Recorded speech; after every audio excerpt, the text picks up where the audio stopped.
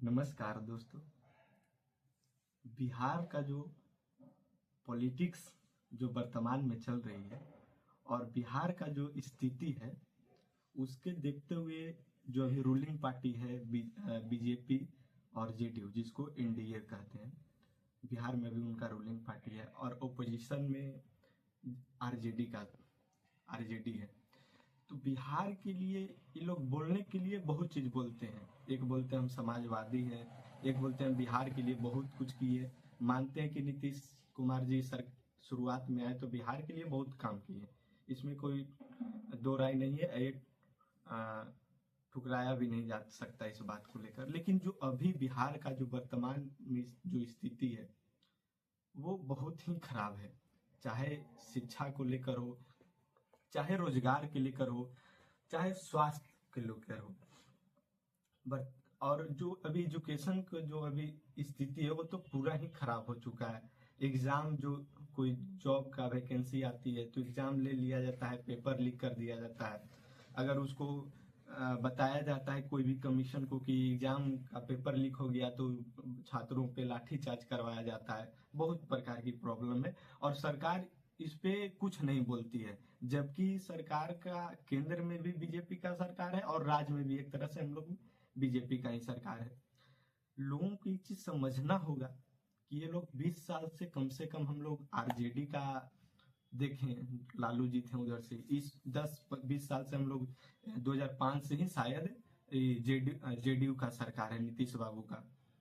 ये लोग अब तो कुछ काम नहीं कर रहे हैं, बिहार को लोगों के लिए अब कुछ नहीं कर रहे हैं। तो बात इसी एक नई पार्टी जन स्वराज जिनका सूत्रधार प्रशांत किशोर जी हैं। मेरा मानना है कि एक बिहार का भविष्य क्या हो सकता है उस पे एक इनका प्लान है।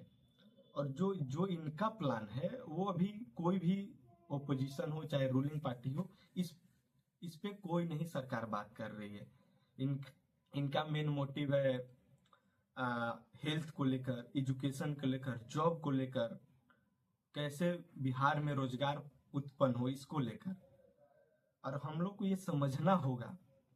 आप बाद में हम ही लोग बोलते हैं कि अरे यार सरकार काम नहीं कर रहा है, सरकार कहाँ से काम करेगी। ये चीज आपको सोचना होगा। इतना सालों से आप देख रहे हैं कि ये सरकार, प्रेजेंट सरकार कुछ नहीं कर रही है, चाहे जेडी हो चाहे आरजेडी हो, कोई कुछ नहीं कर रहा है भाई। और इनका मेन मकसद है बिहार को ऊपर ले जाना। एक चीज इस बात को हम भी टुकड़ा, फ्यूचर में क्या करेंगे एक बार मान सकते हैं, फ्यूचर में ये भी जीत के कुछ काम नहीं करेंगे, ये चीज हो सकता है।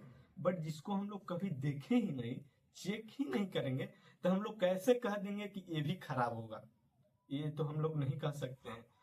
तो बिहार को कैसे आगे ले जाना है वो इनके पास एक मैपिंग है, एक जो बोला जाए तो एक स्केलेटन तैयार है। और ये जो बिहार के लिए सोचते हैं, अभी तक ऐसा कोई भी सरकार प्रेजेंट में है वो इस चीज को लेकर नहीं सोचती है। तो हम तो आप लोग से ही निवेदन करेंगे कि भाई आप बढ़ चढ़ कर प्रशांत किशोर जी का सहायता करें और उनका पार्टी जन स्वराज को सरकार बनाने में मदद करें। और एक बार आपसे बहुत दिल से निवेदन, हृदय से निवेदन करते हैं कि आप लोग एक बार जन स्वराज को बिहार में लाइए और बिहार का विकास में आप लोग भी पार्टिसिपेट करिए।